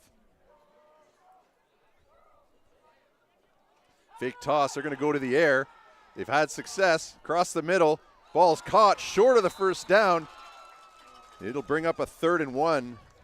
Nice catch, nice pass, and well defended there by number 10, Logan McGregor. Ethan Schwartz just throws a beautiful spiral there. Like, that's a really nice ball. That was on a rope, that one. Yeah, perfect spiral, easy ball to catch for the receivers. Nice play overall there by Schwartz, no question. And now we got 3rd down and 2, and it's going to be interesting to see what Huron Heights does here, Coach. Yeah, I think they shortchanged him a little bit on that spot. But yeah, you're right, 3rd and 2. Big looks play like they're here. going for it. We'll see if they stay inside. They do. QB keeper, and it's going to go for 5 yards, 6 yards. Picks up the 1st down, no problem at all. Good push there by the Huron Heights O-line. What a relief that the clock is ticking the right way, Bono. Yeah. Minute 18 to go here in the 3rd quarter. I think if you have 3rd and short, you're going to run behind Andrew Lowry all day long, and that's exactly what they did there. I'm not much of a coach, as you know, and I think I could figure that one out. Nice play by Lowry. He's having a monster game, no question. So Huron Heights to pass again. Double coverage over there. Yeah, and that one's going to be picked. No, McGregor just in and out of the hands of Logan McGregor. Looked like Marquez McMillan gave up on that one a little bit. I don't know if he saw the ball coming or what it was, but he looked like he cut that route off. But you can tell that Ethan Schwartz has a lot of confidence in Marquez McMillan, because double coverage, he doesn't care, right? He's going to throw it up and let his receiver try and make a play. And unfortunately on that one, didn't quite work out. Yeah, Malcolm was in a good position on that, defending as well. So good defense in the defensive backfield for the Colts, who've, been up against it a little bit here with the Warriors passing game. Good job on that play. Huron Heights 2nd and 10 from the 50. That one looks well defended. Jacob Brown gets out, makes the tackle, gets a little bit of help from Malcolm. That's a 1-yard gain on the play. Brings up 3rd and 9 from the Huron Heights 51. 3rd and 9 for the Warriors. Yeah, outstanding play by 52. Jacob Brown.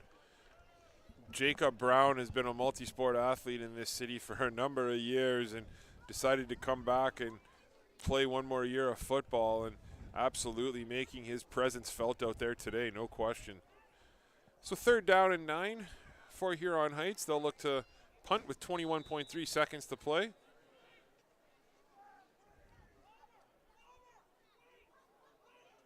They're yelling to the punter to hold up. They want time off the clock before he punts this ball.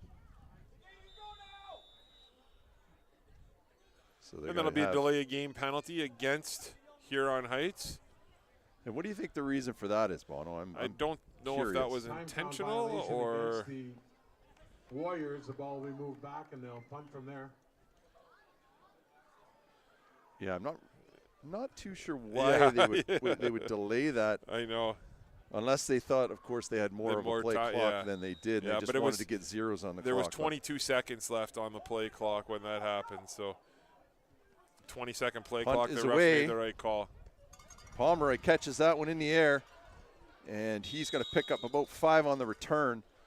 Gets it out over the Korah 45. Pretty good field position. There is a flag, though, for the Colts. Nice return on the yes, flag. there is a flag.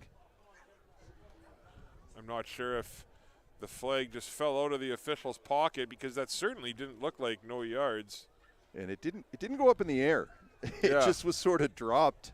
I actually thought maybe it was just out of the corner of my eye. They dropped the beanbag in the NFL. It sort of looked like that, but definitely it was a flag. The officials are talking it through. And we've got just 1 quarter left here in this national marquee matchup between the #1 and defending national champions. We haven't said that on air. Yeah, that's apologies true. to our friends down in Newmarket for not acknowledging that accomplishment by the Warriors last year. National champions and ranked #1 coming into the season and still #1. Korah, number 14 in those national rankings. And it's been a pleasure for 3 quarters to watch this game. 14-10, the Warriors up on the Colts. You get the feeling that after this performance from the Korah Colts, that they might not be even if they do end up losing this game, it'd be surprising if they stayed at 14. You know, this has been a heck of a performance. And, again, I know not many people in Southern Ontario probably expected this, but, you know, we expected a battle. We talked about it before. We know how good this team is, and we know how they can compete. So, you know, this game is far from over, and Korah has a chance here to really shock the football world in Ontario. Absolutely. And give inside. There's Barella. He's going to go forward, pick up about 9 on the play. 12, Jesse Barella explodes through the hole and gets about I think 8 we'd be a little bit yards. remiss if we didn't mention, you know, Korah plays week in, week out in the Sault Ste. Marie Loop, and you've alluded to it, the strength of football here. But, you know, the St. Mary's Knights, who this Huron Heights team will play next week, and Superior Heights, you know, those aren't rollover games for this team. Yeah. You know, you need to play good competition to be good. Yeah. And sometimes the scores are lopsided, but there's a lot of skilled football players in Sault Ste. Marie. Thibodeau takes the direct snap, and he rumbles for the first down and then some, picks up about 9 yards on the play. Yeah, that same play again. Thibodeau with another hard It's run just a takes it down to variation the of kind of the 46 option, yard line. right? And First down and 10. again, this is probably something Huron Heights hasn't seen yet, and they're just Number taking a little bit of 44, time to Max adjust. And Bowman. great job of coaching With here the by tackle. the Korah Colts. So Korah on the move, 1st and 10. Snap to Thibodeau. He hands to Barella. Barella trying to find the edge, but a great defensive play there. Is that 36? Damari Joseph. Yeah, Damari Joseph's had a heck of a football game. We've talked Number about 12, him numerous times. Jesse Barella on the carry. Short gain. It should be 2nd down and 9. Yeah, we've certainly called his number and his name a few times. Joseph just flying up to that line of scrimmage and stopping that play for no gain. Could have been a big play Yeah. for Korah. 2nd down and 10 here. You know, you kind of get the feeling that Korah might be have to try something here that, you know, look for something a little different from Korah. Well, Not that's on that not one, different. as That's an right inside up the middle. handoff. I'm not saying Thibodeau necessarily goes here, straight but I ahead. think He's I met think immediately Korah's by going to number have to try 53, something Caden different Roop. to get that big play. You know, try and catch 3rd Huron down and Heights 9 for off the guard. Colts. And you know, maybe that wasn't the right time to do it, but don't be surprised if we see something in the next, you know, the next couple drives that Korah has, as they really need to kind of get something going here offensively. And I wonder if that play was called Just set something up to down the set road. something up. Well, I was going to say, knowing that they were going to go for it on 3rd down regardless, because it looks like maybe they are, unless No, this will be Thibodeau the is little going to. split Yeah, they are. kick, Okay, yeah. I wasn't sure. Fielded on the run, and it's going to be a good return there.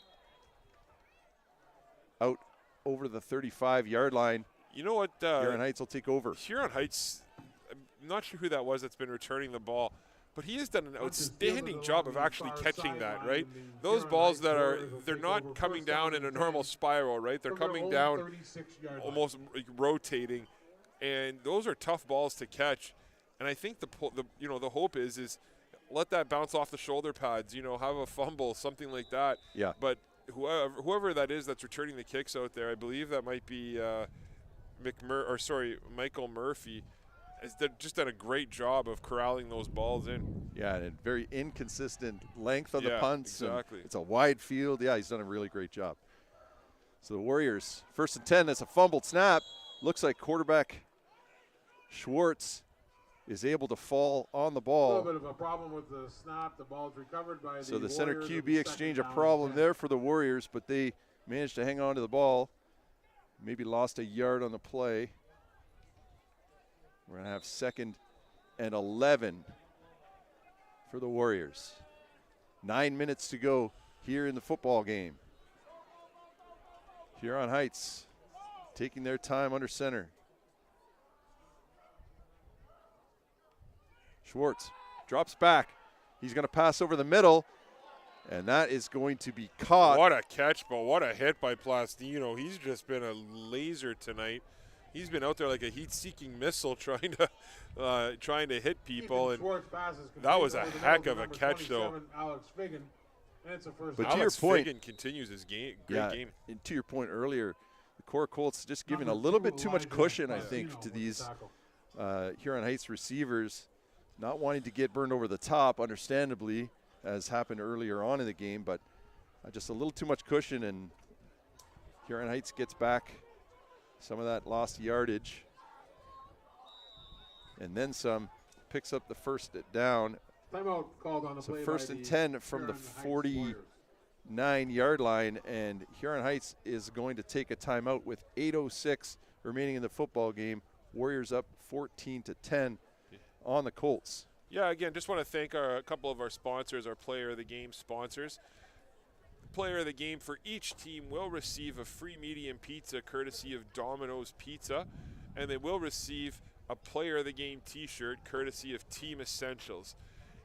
We're always looking for more sponsors to help bring high school sports to you guys at home, and this isn't cheap to do, and obviously there's lots of expenses behind doing this. So if you'd like to help out, or if you'd like to look at sponsoring, please contact Jay Houselander at Saultsports.com, and he can provide you with all the information that you might need if you're interested in sponsoring. So thanks for that. And again, thanks to our sponsors at Domino's and Team Essentials for the Player of the Game award. And we will be announcing that with roughly about 2 minutes remaining in the fourth quarter. Who do you like so far? Who's on your list? Well, there's a few players. If you're looking at Huron Heights, I think you have to think about the game that Ethan Schwartz has had, the quarterback. You have to think of the game that McMillan has had. We've talked a lot about Joseph. We've talked a lot about the big lineman there, Lowry. So there's a few people for Huron Heights. For Korah, Caleb Thibodeau has had an outstanding football game. Obviously, number 12, Jesse Barella's had a great game. We've talked a lot about Scaglione and the offensive line. So those are a few people that, come to mind off the top of my head right now. Yeah, I like Gabe Byron as well. Marcus Graham, I think, has had Marcus worth Graham, a mention for sure. Absolutely, yeah. So short pickup over the right side on the QB keeper on the first down brings up 2nd and 7 for the Warriors. Inside handoff, not a lot of room there, but a gain of maybe 4 or 5 on the play, and that'll bring up 3rd down and 3 for Huron Heights at midfield. Here? What do you do here if you're Huron Heights? I mean, this is a tough decision. Number 16, Ryan Nesbitt with the carry. He gets. I was going to say I think they're going to go for it, but I see players running in. Their punt team's a lot bigger than that, though. So I think they are going to go for it here. How do you like the call? Well, I mean, again, we've talked a lot about Lowry. Anything within 3rd and 3, 3rd and 4, they've run right behind Lowry. So look at Korah, though. They've brought everybody into the box on this one. They got 10 in the box, maybe 11. Maybe looking to draw offside, and there's a QB keeper. And he doesn't get it, I don't think. I think he might be short. It's all going to depend on the spot. And I don't see a spot that is over the 49, or sorry, the 51. And I think they've stopped them here. Yeah, that's a first down. That's going to be first down for the Colts.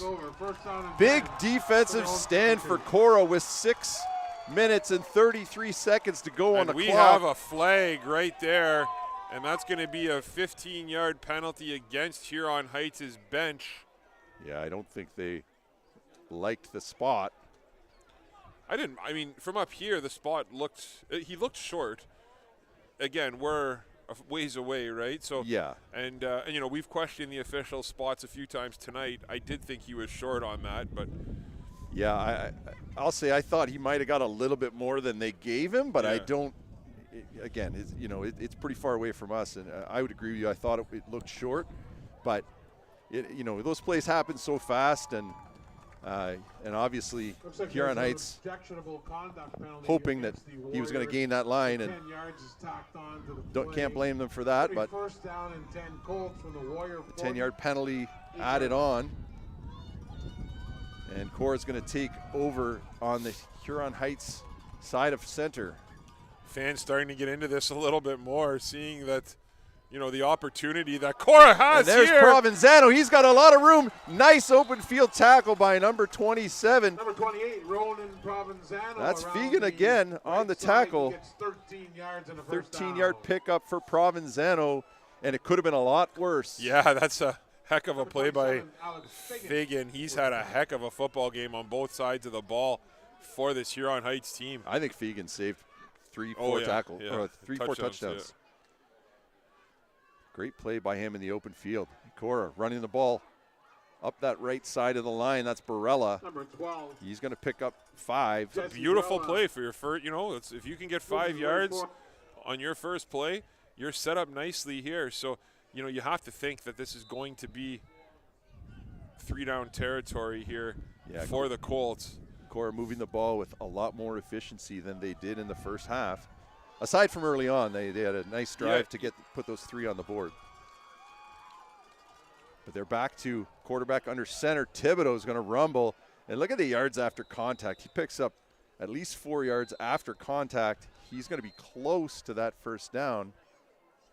And there is a player down for Korah, Jacob Brown. There's a warrior down as well. Jacob Brown's down for Korah. But the one thing, Kevin, that we talked about was, it had kind of looked like at the end of the first half that Huron Heights offensive line was really starting to wear down the defensive line of the Korah Colts. And, Huron Heights was able to move the ball quite well.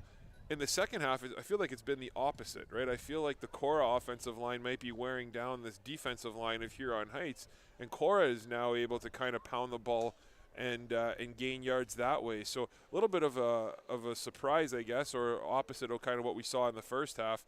But again, it's really no surprise to us up here who have watched this Korah Colts team for a number of years. We know what they do, and again, this might be a little bit of a surprise to teams in Southern Ontario and people tuning in. But this is kind of what we've come to know and grow accustomed to up here. Well, I can tell you there's at least 4 teams that aren't surprised by it, because they're the 4 teams that Korah's played in the bowl games, OFSA bowl games over the last 4 years. Again, 4-time OFSA bowl winners, the Korah Colts. This will be a big loss for Korah if Jacob Brown can't return here. And you hope it's nothing significant. Jacob Brown is a heck of a basketball player, and you obviously think about football, but a multi-sport athlete and a kid that thrives on the football field and on the basketball court. So you hope it's nothing significant that would take him out of, potentially his last year of playing high school sports. Yeah, let's not go down that path yet. I know my son Ewan's watching at home and wants to be across the key from JB come November. I know. And you know what? Just a polite young man too. I know you know him from Sioux Minor, and I got to know him a little bit over the basketball season last year, and just always friendly and polite, has a smile, looks you in the eye, the kind of stuff you're looking for from young people these days, right? Funny story about Jacob Brown. So I coached Jacob Brown when he was in grade 8 here in Sioux Minor football. And, Jacob Brown was always a taller kid, but when he was in grade 9, he challenged me to a game of basketball. He said, "Coach, I destroy you in basketball." And I'm 6'4", I'm a big guy too. So he was only in grade 9, and I'm like, "Jake, I would destroy you in basketball." And this has been a running joke of ours for the last 4 years about when are we going to play our one-on-one game. And I kind of wish I played him 4 years ago when I actually might have had a chance. Yeah, I feel like the ship has sailed, and I don't want to even. Now I'm the one making the excuses to not play. And Jacob being helped off the field, not putting. I think he's now maybe putting a little bit of weight on that leg, but obviously we wish him all the best and hope that that's not a serious injury and that he's able to shake that off, and if not return today, return in the future. So third and short. 1. Korah's going to get it. QB keeper Byron able to get it. Byron goes forward for the first down for the Knights. Also like to give a shout out to Chantel Bouchard, who couldn't be here today. Chantel's been highly involved in the football community here in Sault Ste. Marie over the last couple of years, and I know she really wanted to be here today. So Chantel hasn't missed many games of any football league here up in the Sioux. But she's celebrating a family camp weekend, so we wish the Bouchard family a great time, and you're definitely missed up here. So we'll see you next week. Byron under center, 1st and 10 for the Colts from the 24-yard line. Fakes the handoff to the left, gives it to the right. Barella straight ahead.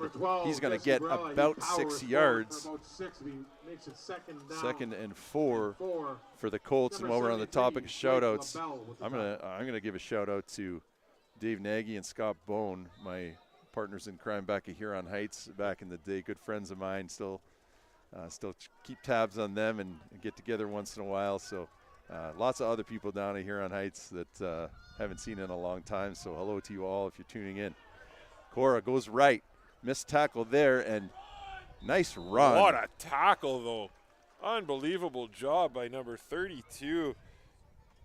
Number 5. Camden. He was able to force him out of bounds, and that wasn't an easy job. So this is a huge 3rd down here, Kevin. Yeah, Byron gets Darcy Windsor with the tackle. Oh, sorry, Darcy 4 Windsor. yards Sorry. on the play, before Windsor is able to drive him out of bounds. And, he does just a good job of riding him to the sidelines and staying on the tackle. Byron out of the game. Thibodeau at the quarterback position for 3rd down and 6. And Provenzano and Scaglione in the backfield Dare I with him. say a jump pass here or something? And he's going to follow Thibodeau. Provenzano, he's got a seam there. He's going to get the first. Gets the 1st down. What a run by Provenzano. Now, I don't want to take anything away from Ronan because, as you know, I love that kid. But if you put me behind Thibodeau and Scaglione, I think I pick those yards up, Bono. Yeah. I think I get them. Yeah, those are 2 nice lead blockers to have. So nice play almost call there. The 3-minute warning after this play. Colts deep in Warriors territory inside the 3-minute mark. We have a timeout called by Huron Heights. And wow, this is a ball game, folks. Yeah. So needless to say, the significance of this game will have an impact across the country, the province arguably. and the country. Yeah. So again, these 2 programs are well established here, and this is just an outstanding football game. Kevin, while we have a timeout, Kevin and I are just gonna take 15 seconds here to see who the player of the games are going to be, and we'll be right back.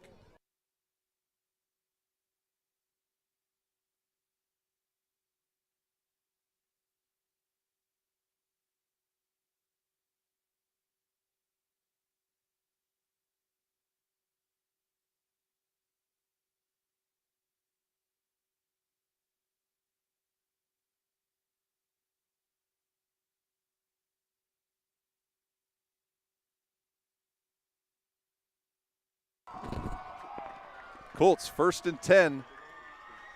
Quarterback Gabe Byron still out, going with a 3-back set. That snaps to Thibodeau. He follows Scaglione. Picks up a couple. And it's going to be 2nd and 8, I believe. 2nd and 9 for the Korah Colts.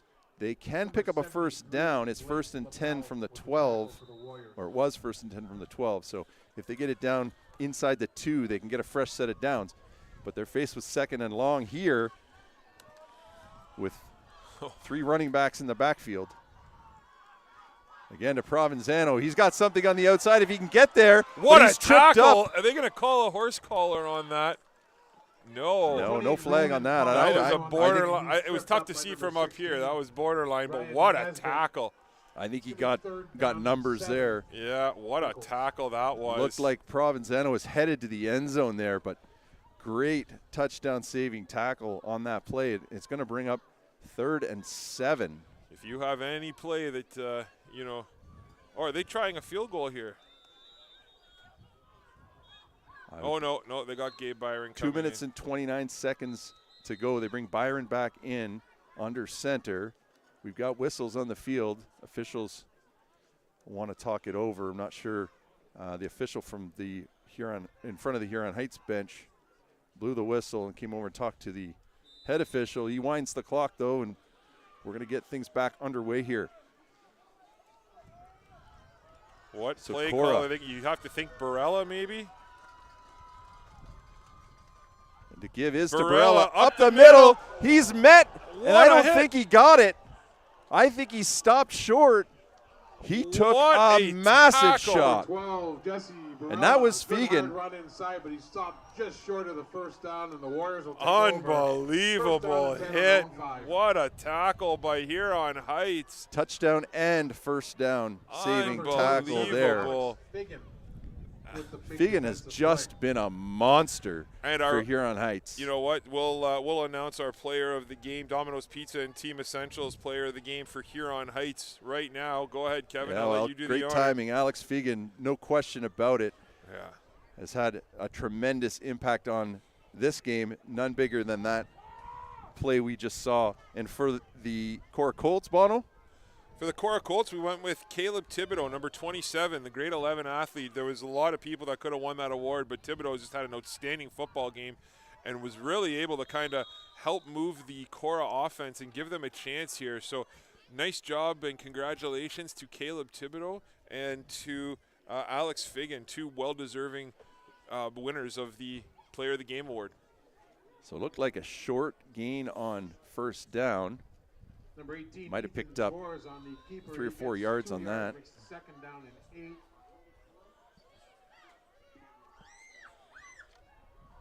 Second and 7, I believe. Inside 2 minutes. Korah obviously looking for a stop here on second down. They'd like to get the ball back. This is a massive And that play, is and what a huge defensive play in the play in the back offensive backfield. by number 69 again, Marcus Graham. Marcus Graham was in the conversation for player of the game too, and he has had an outstanding football game here today. Not that Caleb Thibodeau would be the wrong call. No. We but were it's- so tempted yeah. to give that to Marcus Graham, and he just showed you why. Yeah, he's had a football So game today. hats off to folks. Marcus Graham. He has been in the Huron Heights backfield all day, giving them fits. So this is the $1 million question here, Coach Hemsworth, I know what you're going to say. because you know what I would do. You're a big So fan of giving I'm up the a safety, big Bono. fan of this, big fan of the safety in this situation. So what would you do, Coach? Well, yeah, I hate to put points. It's 2 points, Yeah. and I that know. sets up a potential game-winning field goal. I hear you. But But that being said, Huron Heights punt game, you have to assume that if they punt, Korah's going to get the ball around the 40-yard line. So are they going to score a touchdown from the 40, or are you going to give them the 2 points and hopefully get the ball on the other 40? Right? That's it's a lot of yards, right?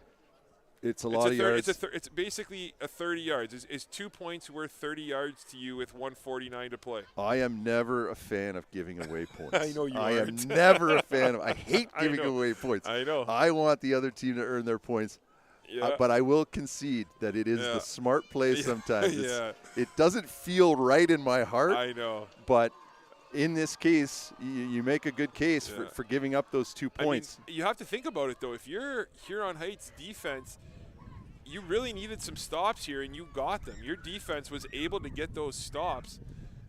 And if you think about the one kick that Koski made, it was a 25-yard field goal, and we know how Koski can kick, right? And he didn't really show too well on that kick, right? So, again, it's one of those things. It's a tough call. We'll see what they decide to do. It looks like they're going to be taking the safety, though, because they're not even in the punt formation, trying to get them to draw them offside, Yeah.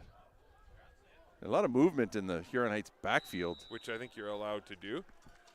But, yeah, that's a delay of game, so I think you're going to see the safety. I don't know. Are they going to do the safety? We'll see right here. Well, a delay game gives them a half to the goal line, so they gave up 2 yards there. That's probably the smart play. Hard count, trying to draw that Korah line offside. Korah, a well-disciplined team, not biting on that, to their credit. And I don't know that changes the decision, those 2 Yeah. yards, at all. No, I think that was part of the game plan by Coach. You know what? I would honestly, I wouldn't just take a knee. I would take the snap and run around Run and try around and as kill far 9 as you seconds. can. Yeah. Take as much time off that clock as you can. And there right? it is. He drops back. And that's Korah's got to come after him. No, that's exactly what he's doing. That's a great Yeah. call. I love that call. Yeah, so they Yeah, managed to take 8 seconds off the clock, So the Huron Heights Warriors give up the 2 decide points. to concede a safety. So it's points going for to the be Korah Colts, 14 makes to the score 12. 14 to Well, 12 for the Warriors. What a football Kevin, game. And Kevin, I will say this: the #1 team ranked in Canada decided to do what I would have done. So I'll take the pat on the back over you on that one. Well, Bono, your many Sioux Minor Football League championship trophies on the mantle at home. I think Bono had to contract out a bigger mantle, actually. They definitely exceed my 0 Sioux Minor Football championship trophies. Yeah, that's what we're basing our knowledge off of. I love it. Yeah. So this is the important thing, though, Kev. We talked about this now. You know, to your point, we haven't seen a huge boot off of Huron Heights kickers, right? And we know the speed that a guy like Barella has. So if you're Huron Heights here, you have to be real careful with who you kick the ball to and what you do, because, you know, if Korah gets the ball to midfield here on this kickoff, you have to think that they have a legitimate shot. Yeah, and the temptation is to try to kick deep, but you got Barella and you got Jarrett Dewar back there as well, who's got some wheels. It'd be interesting to see whether they just decide to kind of squib this up the middle and have it fielded by the second row. But second row is at about just at the 50. They kick it off, and they're going to kick it to Dewar. He's going to take that on the run. Jarrett Dewar finds a little bit of a seam, spins, drops the ball, and that is recovered by Korah. Nervous moment there as Jarrett Dewar puts the ball on the deck on the return. Tough ask of the grade 11 kid to come into this game with a minute and a half to go, field a kickoff. Yeah. You know, and we talked about it. So, you know, that safety has now given Huron Heights an extra 25, 26 yards. So we'll see now how Korah is able to answer. But now they need a field goal and not a touchdown. So we'll see what the Colts can muster on offense here. The handoff is to Barella. They flood the left side. There's a flag on the play. Oh. I have a feeling that's going to be a hold. Number 12. You know what, Kevin? I wasn't sorry, go ahead. I wasn't going to say it, Kevin, but I felt like this game has been very well officiated. You know, the refs haven't really taken control of the game. And in a situation like this in the fourth quarter, you know, with this much time left, to see a holding call thrown by the back judge, looks like it's going to be you know, it's against the Colts, definitely. which will make it first down and 20 for the Colts on their own question. 21. And the officials hearing it. Yeah. From the Korah faithful. Again, the official who's the furthest away threw the flag. And I got to believe that flag was on Scaglione on the block on the corner. And anyway, we'll move on. So the Colts, 1st and 20 now with 1:30 to go. Barella, he's going to get wrapped up just on the other side of the line of scrimmage. He's going to fall forward, pick up a boat. You'd like to see some yards. You'd like to see some diversity here, though, from the Colts. I mean, Number 48, you have a quarterback who can throw. You have single coverage on the outside. You have Ethan Carbone playing wide receiver for you, who's absolutely lightning, and we know what he can do. You'd like to see them have a little more urgency here and you know, maybe try a pass. Yeah, and you've also got Fegan lined up on the left side of that Warrior defense. I'd be looking you have single coverage towards the right side. And and they go there's to Barella, and he's got tons of Barella. room. He's got a ton of space. He's in space. He's going to get tackled, but not until he gets down to the Huron Heights 25-yard line. And that is a massive play for the Korah Colts. It's first down and 10 for the Colts. What a call. And that was like we got a Warrior possibly injured. He's still up. That was well executed by the Korah Colts. Unbelievable job of blocking. They went to their bread and butter play, and it worked there. And I have to believe that they ran that away from Fegan on purpose. Oh, absolutely. He has been a monster today. Yeah. And yes, we do have that's number 91 for the Warriors. Alex Ouellette. Ouellette. He's had a tremendous game as well. 1:06 on the clock. For those of you tuning in from home, 14-12. is the score. Well, we have a bit of an injury timeout on the field.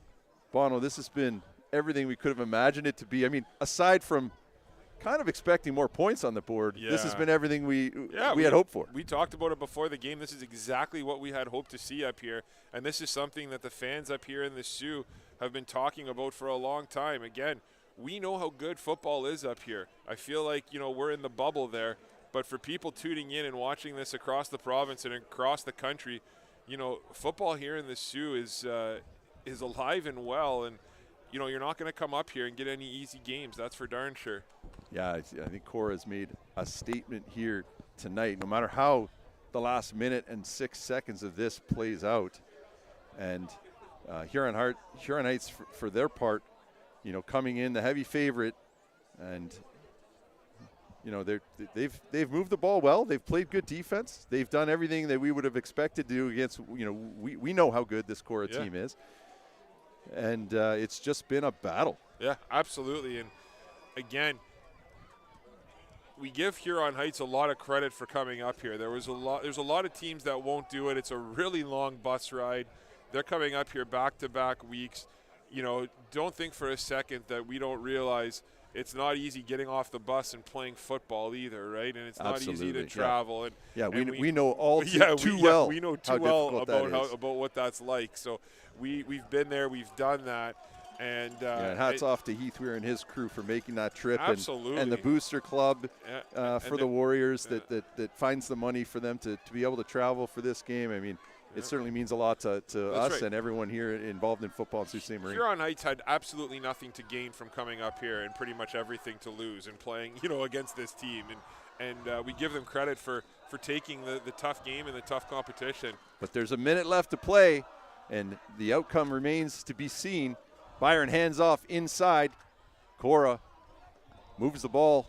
Looks like about 3-4 yards for Thibodeau. 54.3 seconds left. Are they going to put this on the boot of Ty Koski? Well, I think they'd much rather crack the end zone. Yeah, no, absolutely. But again, they're gonna take their time, not have much urgency. Work that clock. 2nd and 7. Hand off to Barella. He's got some room. He's met by a horde of Warrior defensive backs. I'm trying to get a sense of. It'll be 3rd down and about 4. 3rd and 3. 3rd down, 3 yards to go. And here goes the field. Here comes the field goal unit coming on with 39.7 seconds left on the clock. A potential game. Well, 39.7 is actually a lot of time, so we won't call it a game-winning field goal potentially on the boot of Koski. But Korah can take the lead here on this play. Here we go. Malcolm the holder. The snap is good. good. Hold's good. Hold is good. It's blocked. Oh, it's blocked by Huron Heights. Oh, that could be into the end zone. Is that a safety? Or is that a point? It's a point. It's a single point for sure. Oh, what a play and what a block. I believe that was Lowry. Is there a penalty on that? There's a flag down. He used all 6'8" or 6'6" to get in there and to block that kick.